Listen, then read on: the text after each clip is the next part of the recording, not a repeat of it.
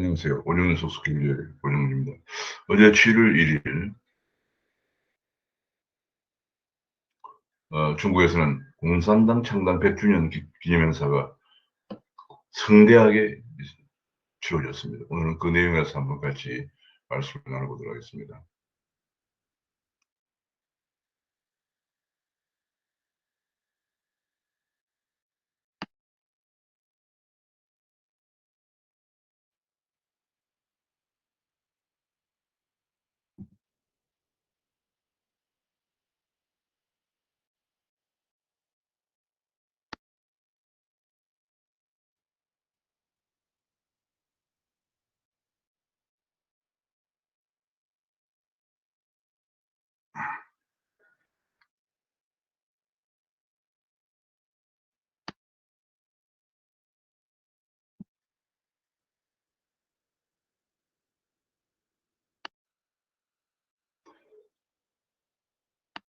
근데 제가 이런 제목을 뽑았습니다. 공산주의 팽창야욕을 드러낸 중국 공산당 100주년. 한국은 어떻게 대응할 것인가 하는 어, 주제를 가지고 말씀드리고자 합니다. 구독과 알림 설정을 눌러주시면 감사하겠습니다.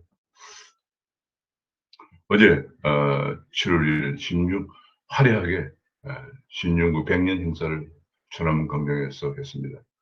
약 7만여 명이 참여했다고는 보도가 나왔습니다. 1921년과 2021년, 그러니까 2021년, 1921년에 공산당이 창당되었죠. 그래서 도약하자 이런 큰 주제로 행사가 있습니다. 시진핑 주석은 인민복을 입고 등장을 했습니다. 오직 시진핑 주석 한 사람만 인민복을 입고 등장했다는 상당히 상징적입니다. 이것은 인민복을 입었다는 것은 모택동 주석을 연상케 하는 그런 명목입니다. 그래서 어제는 모택동 주석처럼 시진핑 대환식이다 이런 보도도 나왔습니다. 마오의 인민복을 입은 다른 사람은 다 양복을 입는데 마오의 인민복을 오직 시진핑만 입었습니다. 중국의 길을 가겠다고 하는 그런 주장을 했습니다. 중화를 53차례나 53번이나 외쳤다. 설교는 절대 듣지 않겠다. 오직 중국의 길을 가겠다는 얘기죠. 중화 사상, 중국인들의 애국심을 한껏 고취시키는 그런 행사였다고 보겠습니다. 어제 약 7만 명이 참여해서 여쇼를 하고 리커창 총리의 개선을 있은 다음에 예포를 100발을 발사한 다음에 중국 국기와 공산당 당기를 개항하고 국가를 제창하면서 시작이 되었습니다. 이 행사는 첫 번째 천안문 기념식이다. 대부분 지금까지 인민대회당에서 했는데 천안문 기념식이다. 그 다음에 열병식을 하지 않고 여쇼를 대체했다는 것. 그 첨단 스텔스기를 동원해서 전국 공군의 위력을 보여준 것이고요. 그다음 처음으로 7일 훈장을 지정해서 수행했는데 29명을 수행했는데 이 중에 3명이 한국 6.25 전쟁, 6.25 동란 참여자들이 포함되어 있었다고 합니다. 그리고 공산당 역사 전시관을 개관해서 당사의 교육을 강조했고 역대 최대 참석자를 기록했다 이런 보도가 나왔습니다.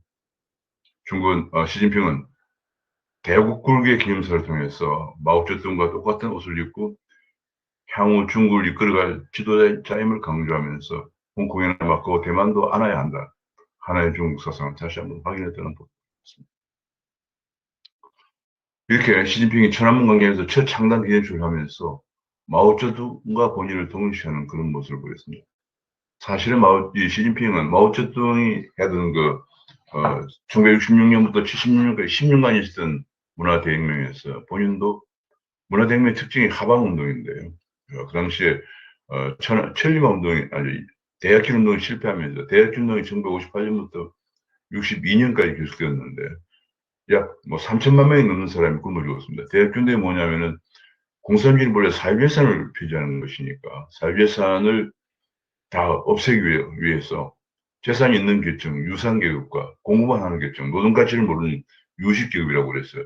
유상계급과 유식계급을 홍위병으로 하여금 색출하게 해가지고 하방운동, 농촌으로 보내는 운동이었습니다. 시진핑도 거기에 걸려서 사실은 오랫동안 중국 산서성에 있는 아주 핍박한 농촌에 가서 농사를 지어 왔습니다. 그러던 시진핑이 많은 사람들이 모택동과 마오쩌둥과 다른 길을 가지 않을까 했는데 오히려 마오쩌둥을 어제 천안문 행사 전에 마오쩌둥의 사무실을 어, 둘러보면서 역시 마오쩌둥의 처럼 가겠다는 것을 시력을 과시했다 이런 보도가 나왔습니다. 지금 뭐 과거에는 천안문 광장에서 열병식을 하면서 대륙간 탄도탄 미사일 같은 걸 보였습니다. 이번에는 열병식 대신에 여쇼를 하면서 중국의 발전된 그 스텔스 같은 걸 동원을 했습니다. 이번 행사를 통해서 마오쩌둥급의 지도자 반열에 올랐다는 것을 대내외에 과시한 행사가 되었습니다. 그래서 일본 언론에서는 어, 황제 집권이다 그런 얘기가 나왔습니다. 마오쩌둥 집무실 방문해서 마오쩌둥이 27년간 중국을 통치했습니다. 1976년에 사망할 때까지 어, 했습니다. 그러니까 그것을 못해서 앞으로 시진핑 주석도 중국을 장기 집권할 그런 의지를 보였다고 이렇게 평가가 나오고 있습니다. 그러면서 마오쩌둥만 썼던 당의 조타수라는 표현을 썼다. 이 조타수란 말은 이게 이 인민복을 입고 조타수란 말은 아무나 쓰는 말이 아닌 모양입니다. 현재 1910년에 마오쩌둥은 사망하는데 단 사망을 했고요. 27년간 집권했는데 현재 시진핑은 15년, 2013년에 집권해서 임기를 한 번 새 3년이면서 28년까지 집권하게 되면 15년 집권하는 모택동의 가장 오랜 긴 집권이 되겠습니다.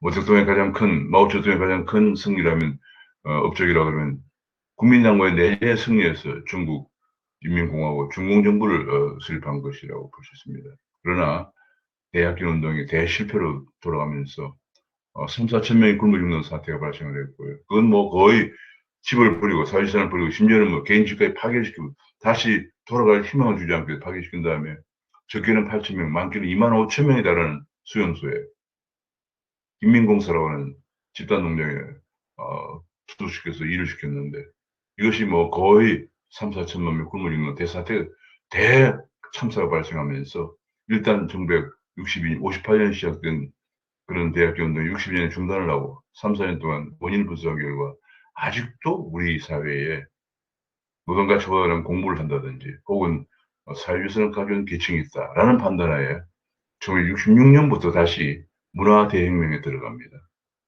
결국 10년간 또 광란의 문화대혁명에 대국을 휩쓴 끝에 휩쓸었는데 결국은 1976년에 모택동이 죽으면서 끝납니다. 그 후에 모택동 강청을 비롯해서 문화대혁명 4인방은 숙청이 됩니다. 그리고 1978년에 등수표에 등장하면서 중국은 흑묘백묘론, 흰 고양이든 검은 고양이든 중국 인민들을 자살하게 하는 게 중요하다 해서 계획 개방을 하게 됩니다. 시진핑은 그런 중국의 등소팽이 중국을 이렇게 잘 살게 만드는 중국을 더 시를 확대하기 위해서 1대1로라는 정책을 추진합니다. 중국 주변 국가들을 중국에 포섭하는 이런 정책인데요. 이 1대1로 바다로 향하는 길, 그 다음에 육지 실크로드로 향하는 길, 중국을 둘러싸는 길에 중국이 인프라를 지원함으로써 중국 쪽으로 편입하려고 하는 그런 정책인데, 이 중국 인프라에 엄청난 돈이 들기 때문에 AIIB라는 아시아 인프라 투자은행을 설립했습니다. 한국도 여기에 참여를 했습니다. 그러나 미국과 일본은 참여하지 않고 있는 그런 기구인데요. 여기다 이제 그런 것 통해서 중국이 해외 팽창 야력을 해외 진출을 확대하고 있고 여기에 들어서 최근에 어, 동굴아파가 개방하면서 동굴아파가 공산주의가 무너지면서 진 동굴아파의 16개국과 그리스를 포함한 중국이 그리스 2011년 재정위기 때 중국이 재정을 도와주었던 것을 발판 삼아서 그리스를 포함한 17개국 세븐틴 플러스 원이라는 회의체를 운영하면서 중국 둘러서 아시아뿐만 아니라 유럽에도까지 포함하는 대중국권을 대중화권을 지금 노리고 있는 그런 상황입니다. 참 대단한 지금 중국의 팽창, 공산주의. 이번에 이제 역시 드러난 것은 중국이 그야말로 천안문강에 7만 명의 붉은 물길이 일면서 중국의 공산주의 국가라는 걸 다시 한번 우리가 많은 대한민국 국민들이 까마득히 잊어버리고 있었기도 했던 중국을 그냥 경제적으로 이렇게 개방하니까 우리가 같은 국가인 걸로 생각했는데 공산주의 국가라는 걸 다시 한번 일깨워주는 그런 일이 계기가 된 것 같습니다. 홍위병식의 청년들은 충성맹시를 하면서 중화를 부흥하자 이런 것이 주장이 되었습니다. 중화가 아까 앞에 본 것처럼 중화라는 단어가 지금 전설 중에서 53번이나 언급이 됐다. 중화를 다시 한번 재건하자 그런 얘기죠. 지금 중국은 그래서 앞으로 100년 하는 것은 중국은 이렇게 해서 이제 쭉 중국 공산당이 1921년에 창당이 됐습니다. 그보다 3년 전 1919년에 중국 손문, 한국의 손문이라고 하는데 중국의 순원이라고 그러죠. 순원이 중국 국민당을 창당했는데 그 3년 대 상해에서 13명이 모여서 1차 전국 대표대회를 하고 그 후에 53명이 중국 공산당을 창당을 했습니다. 상해에서.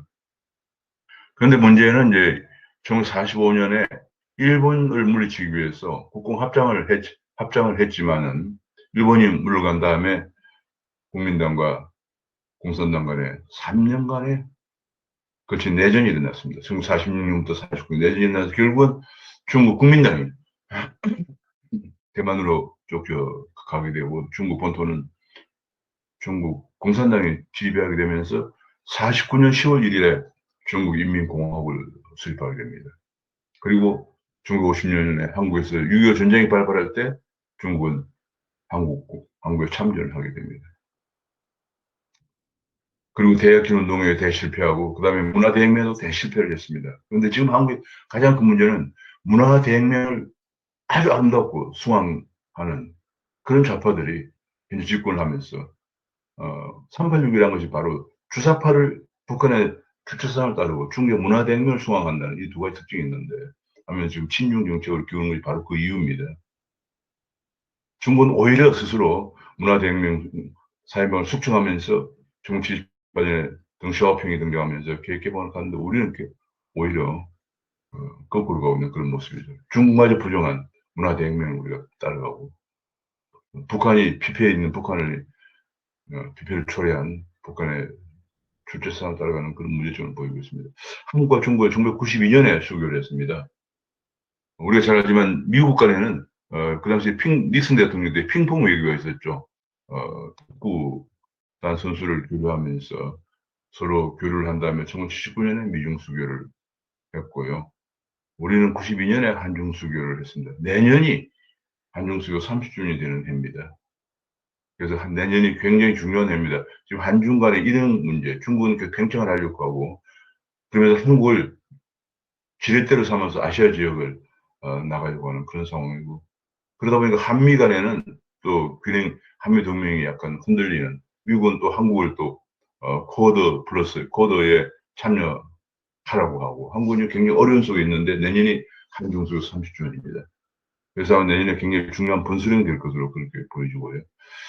내년에 등장하는 새 정부가 10월 1일 한중 수교 행사를 30주년 기념 행사에 어떻게 하느냐는 한국의 외교의 중요한 분수령이 될 것입니다. 정말 한국과 중국, 미국 간에는 지금 굉장히 어려운 상황 속으로 가고 있습니다. 왜냐하면 중국도 AIIB라는 게 사실은 1대1로를 구현하기 위한 그 아시아 인프라 투자은행 초기에 한국이 가입하지 않았으면은 거의 아시아 지역에 있는 중화 국가들의 국제기구가 될 뻔했는데 한국이 가입하면서 드디어 그걸 지렛대로 해서 유럽의 많은 국가들도 가입하면서 국제적인 기구로 등장을 했고요. 지금 국제 무역도 지금 중국이 주도하고 있는 RCEP이라고 지역경제 협력 동반자 동반자 협정에 한국은 또 가입했는데 미국과 일본은 가입해 있지 않습니다. 이게 AIIB나 1대1에도 미국과 일본은 가입해 있지 않고 한국은 거의 가입해 있고 반면에 미국과 일본이 주도하는 APTPP 아시아 태평양 경제 동반자 협정은 또 우리는 가입해 있지 않습니다. 그러면서 한미 동맹은 또 체결돼 있고 한일 관계는 또 삐걱거리고 있고 미국은 한미를 통해서 중국에 대응하려고 하는 이런 상황인데, 지금 크게 보면 이렇습니다. 2차 대전 이후에 2차 대전을 같이 연합군으로 치렀던 소련이 공산주의로 급격히 전환되면서 2차 대전 이후에는 미국이 소련의 공산주의 팽창 야욕을 저지하기 위해서 봉쇄 전략을 채택하게 됩니다. 그런 가운데, 어, 한마디로 철의 장막, 소련을 동그라파의 팽창을 저지하기 위한 철의 장막이 쳐지고 나토가 건설되었고, 또 일본도 2차 대전 중에 전쟁으로 싸웠지만 일본을 오히려 지원하는, 독일도 미국과 싸웠지만 독일의 마샬 플랜을 통해서 독일을 지원하고, 또 전쟁을 같이 했던 일본을 지원해서 일본 경제를 재건시키는 미국의 의도는 어디까지나 소련의 공산주의 팽창량을 저지하게 하는 것이었습니다. 그리고 드디어 소련이 1981년도에 붕괴되면서 공산주의가 끝나는 듯 했습니다만은 중국이 다시 1978년에 개개방되어 성장한 중국이 공산주의 종주국으로 등장하게 됩니다. 종주국과 같은 위치에 등장하게 됩니다. 그전에는 언제나 중국은 소련과 관계가 아주 어려운 관계였는데, 소련은 이제 붕괴된 상황이고 중국이 공산주의 종주국처럼 등장하면서 중국의 공산주의 팽창야욕을 입히고 1대1을 통해서 또 세븐틴 플러스 원 기구를 통해서 하면서 이제 미국의 정책은 다시 2차 대전 이후처럼 중국 중심 공산당의 공산주의 팽창을 저지하기 위한 쿼드 플러스 쿼드 또는 쿼드 플러스 또는 나토를 통해서 중국을 포위하는 전략을 하고 있는데, 한국이 지금 어디로 가느냐는 것이 중요한 것입니다. 거기에도 미국도 한국을 지렛대로 생각하고 있고 중국도 한국을 지렛대로 생각하고 있다는 점이 굉장히 한국 어려운 상황입니다. 그래서 가장 중요한 것은 한국이 어느 방향으로 가려고 하느냐, 가치가 중요하겠죠. 가치 동맹이라고 해서 어느 쪽으로 가려고 하느냐, 자유민주를 가려고 하느냐, 공산주의를 가려고 하느냐 하는 그런 것을 우리가 생각해야 될 것 같습니다. 어제 중국 공산당 당원만 9,190만 명이고 창당 성계는 연 4천여만 명 순례를 하는 여전히 공산주의 국가입니다. 중국은 공산당 1당이 지배하는 1당 독재 국가죠. 뭐 냉정히 보면 그렇습니다. 그러나 중국의 GDP가 1978년에 계획 개방할 당시에 3,680억 위안에 불과했지만 지금 100조 위안에 도달해서 지금 일본을 제치고 당연히 2위 G2가 되었는데 중국의 많은 국제 연구기관들은 2025년 전후가 되면 앞으로 몇 년 안 남았습니다. 5, 6년 뒤에는 중국의 GDP가 미국을 능가할 것이라는 보도를 하고 있습니다. 중국몽이라고 하는 것은 중화인민공화국 건설 100주년 되는 2049년 되면 미국을 능가해서 세계 넘버원 국가가 되는 게 중국몽입니다. 그런데 그보다 먼저 벌써 5, 6년 후면 중국 GDP가 미국을 능가할 것이다. 그런 전망이 나오고 있고요. 그렇게 되면 이 경제력의 증가는 바로 군사력의 증가를 수반하는 것이기 때문에 미중 간의 쟁취하는 세계 패권 구도가 상당히 큰 영향을 받을 가능성이 있고요. 이런 가운데 한국이 어디에 서야 되느냐는 게 중요합니다. 중국이 성장한다면 중국에 설 것이냐, 아니면 우리는 자유민주주의 국가이기 때문에 자유민주주의와 연대할 것이냐 하는 것이 동맹을 강화하는 것이 중요하고요. 참고로 중국은 아직도 북한과 조중 우호 조약을 체결하고 있습니다. 유지하고 있습니다. 그렇기 때문에 조중 우호 조약이 체결된 속에서 한미 방위 조약이나 한미 동맹이 흔들리면 한국은 상당히 위기 상황으로 갈 가능성이 있다. 우리가 염두에 둬야 됩니다. 지금 뭐 참 여러 가지로 어려운 상황입니다. 이런 가운데 어제 김정은은 중국 리더십을 극찬하면서 꽃바구니를 보내고 축전을 보내면서 북중 밀착 관계를 과시했다는 보도가 나오고요. 진전은 중국을 적대 세력의 중국 압박은 나락에 불과하다는 그런 중국 김정은의 중국을 대변하는 그런 발언도 했다고 합니다. 그런 가운데 중국은 ICBM 경납고를 119개를 건설하고 있다는 보도가 나왔습니다. 중국 서부 사막에 미국 본토 타격이 가능한 등풍 40일. 이 등풍 40일이 최근에 문제가 되었던 초음속으로 날아가는 거였죠. 미국이 대응했던 것이 미국이 반도체 기술을 해킹해 가서 만든 슈퍼컴퓨터를 이용해서 등폭을 만들었다는 것 때문에 미국이 지금 반도체 동맹을 구축하고 날을 피우고 있는 겁니다. 근데 그 등폭 41을 사막에 발사기지를 119개나 씌우고 있다. 그래서 전체적으로 이제 이렇게 되면 145곳에 지금 경납고가 건설된다고 합니다. 이렇게 되면은 미국과 한마디로 뭐 경우 따서는 한판 하겠다는 걸 보여준 거죠. 한판 하겠다. 그런 얘기 보여주고 있는 상황입니다. 그러면서 시진핑 어제 중국을 괴롭히면 머리가 깨져서 피를 흘리게 될 것이라는 아주 원색적인 발언도 있습니다. 이것은 중국은 당연히 미국에 대한 발언이겠습니다만은 듣기에 따라서는 한국도 조심하라는 경고 선 발언이기도 합니다. 한국이 과연 이렇게까지 이런 발언까지 듣고 아무 말도 안 하고 있어야 되느냐. 뭐 얼마 전 문재인 대통령 중국에 방문했을 때 무슨 뭐 중국은 큰 산이고 한국은 어쩌고 뭐 이런 작은 봉우리다 이런 얘기까지 한 적이 있고요. 그러면서 여전히 중국의 왕이 외교장관이 우리나라 대명 대통령의 어깨를 툭툭 치는 이런 모습까지 보였습니다. 그런 가운데 어, 만천이나 오천 예약도 없어서 두 번 정도 하고 나머지는 전부 혼밥을 했다 이런 보도도 나오고 완전히 중국은 한국을 냉대하고 있는 그런 상황인데 우리는 오히려 중국을 쳐다보고 있는 그런 상황입니다. 이것이 왜냐하면 지금 집권 세력들이 전부 당시에 70년대 중국의 문화혁명을 찬양하던 그런 책들을 읽고 그렇기 때문에 그런데 그것이 역사가 바뀌었는데 전혀 지금 변하지 않고 있는 문제적으로 보여주고 있는 것이죠. 아, 정말 어제 발언들을 보고 어제 행사 내용을 보면서 중국의 공산주의 팽창 야욕을 여실히 드러냈다 이렇게 보여집니다. 서방 언론들은 중국이 저기께 확실한 경고를 보내고 있다 하는 것을 주로 보도를 했고요. 바이든은 여기에 대해서 세계 연합팀으로 중국을 포위망을 강화하는 다시 말해 아까 제가 말씀드렸던 봉쇄 전략으로 중국에 대응하려고 하는 이런 전략을 하고 있습니다. 그러다 보니까 중국에 대한 비호감이 계속 퍼지고 있어. 세계 내 70%가 차이나 포비아를 가지고 있다.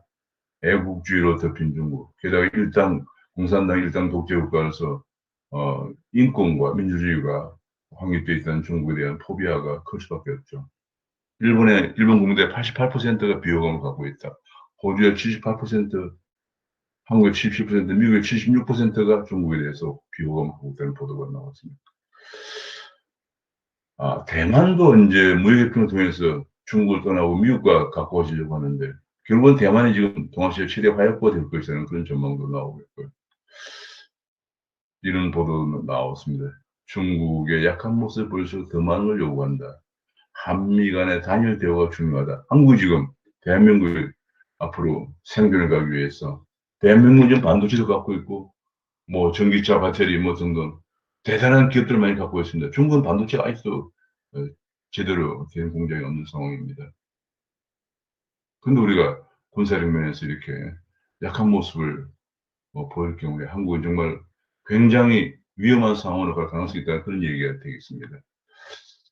그런 가운데 지금 중국의 공자원이 지금 전 세계적으로 문제가 되고 있습니다. 공자원은 한마디로 중국의 말은 중국어를 가르치는 학원입니다. 사실상 공자원은 전 세계 대학에 설치되어 있는데 이제 162개국에 162개국에 541개 운영되고 있는데 각 대학에 운영비도 지원하고 심지어는 교수 연구비까지 지원하면서